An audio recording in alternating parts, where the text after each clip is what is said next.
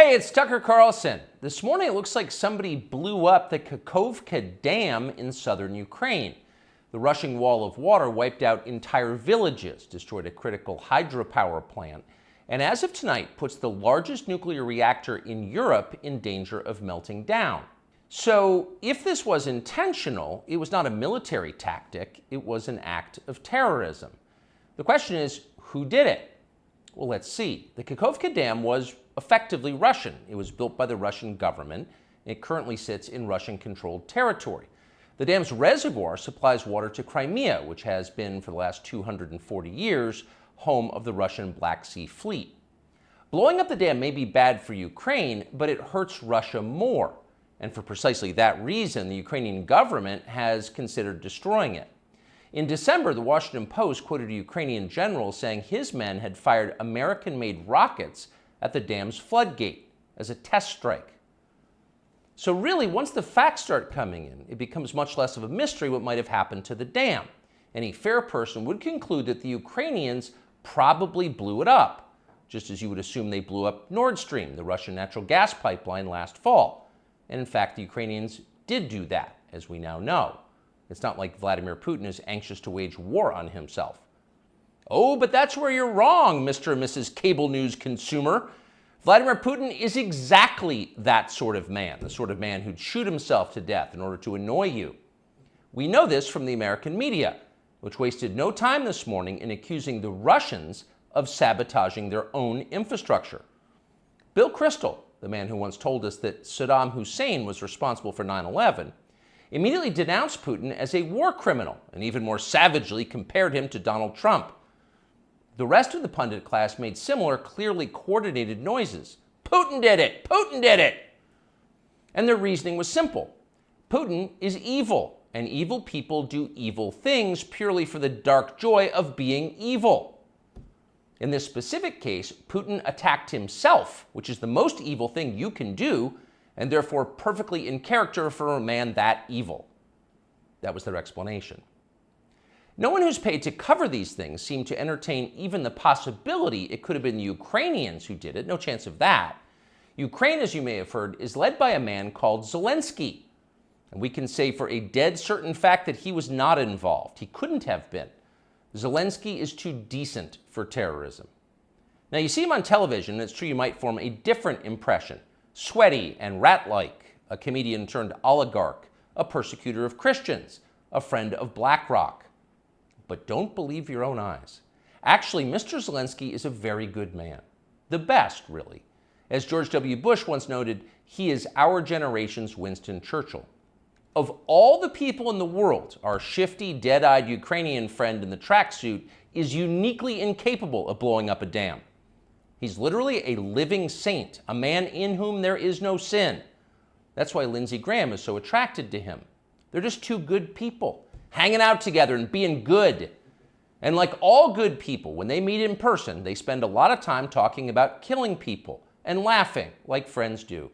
Here's the pair last week. Free or die. Free or die. Now you are free. Yes. And we will be. And the Russians are dying. It's the best money we've ever spent. Thank you so much. No, it's... The Russians are dying. It's the best money we've ever spent, Graham says. A smile spreads across his thin, quivering lips as he forms the words. He looks like a starving man contemplating a breakfast buffet. The aroma of death has aroused Lindsey Graham. Thanks so much, replies Zelensky. He feels the same way. See, there's nothing dark here. Just two middle-aged guys celebrating the killing of a population.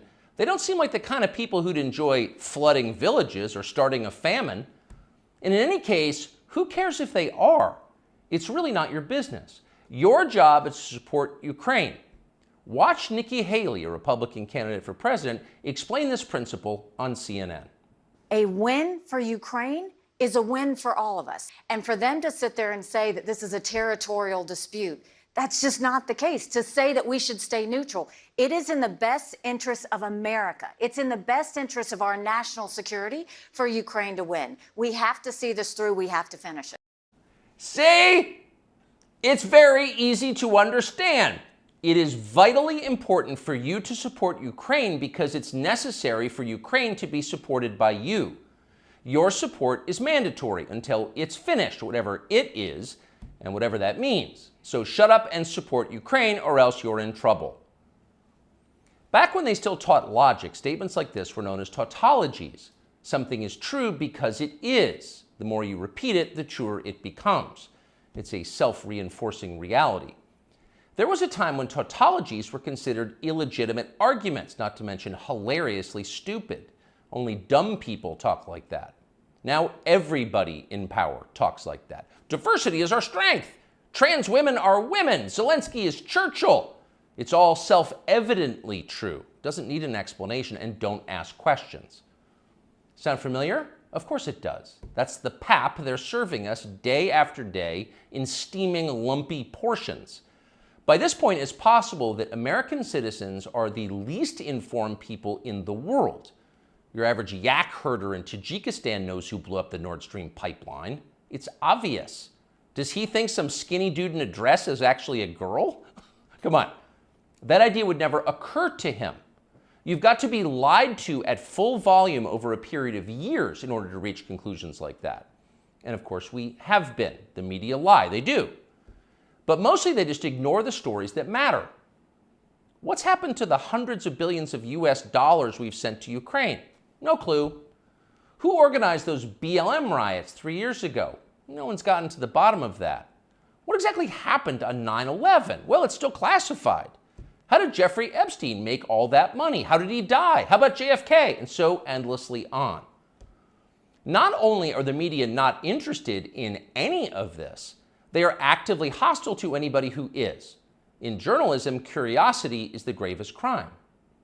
Yesterday, for example, a former Air Force officer who worked for years in military intelligence came forward as a whistleblower to reveal that the US government has physical evidence of crashed non-human-made aircraft, as well as the bodies of the pilots who flew those aircraft.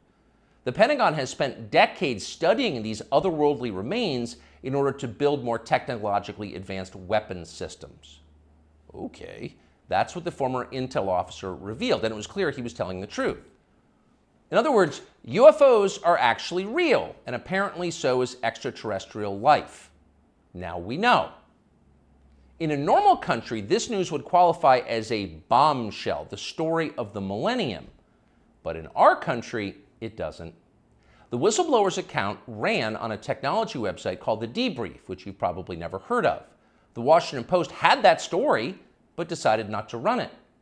The New York Times, meanwhile, just pretended it never happened. On the front page of the New York Times website this morning, there were 5 stories about Ukraine, as well as 4 stories apiece about Donald Trump, trans people, and climate change, the usual lineup. There was nothing at all about how an alien species is flying hypersonic aircraft over our cities. Not one word. So if you're wondering why our country seems so dysfunctional, this is a big part of the reason. Nobody knows what's happening. A small group of people control access to all relevant information, and the rest of us don't know. We're allowed to yap all we want about racism, but go ahead and talk about something that really matters and see what happens. If you keep it up, they'll make you be quiet. Trust us. That's how they maintain control. When Western tourists first started traveling in large numbers to the Soviet Union in the early 1970s, they found that many Russians had a completely warped understanding of the United States. They thought that Americans lived in grinding poverty, in a state of perpetual race war, and were desperate to flee to the freedom and prosperity of the Eastern Bloc. They thought this because that's what they had been told. They had no way to know otherwise. The few Russians who understood what was really going on in the rest of the world had learned about it from listening to shortwave radio broadcasts, sometimes under the covers so the neighbors wouldn't hear. 50 years later, it is bewildering to consider the ironies here. We're the ones who live in ignorance now. The US government has managed to classify more than 1 billion so-called public documents. So at this point, we can't possibly know what our leaders are doing. We're not allowed to know. By definition, that is not a democracy. Yet it's fine with the media. Secrecy is a powerful tool of control. Stop asking how we got so rich. Here's another story about racism. Go eat each other. That's the program. That's how most of us now live here in the United States. Manipulated by lies, silenced by taboos. It is unhealthy and it's dehumanizing, and we're tired of it. As of today, we've come to Twitter, which we hope will be the shortwave radio under the blankets. We're told there are no gatekeepers here. If that turns out to be false, we'll leave. But in the meantime, we are grateful to be here. We'll be back with much more very soon.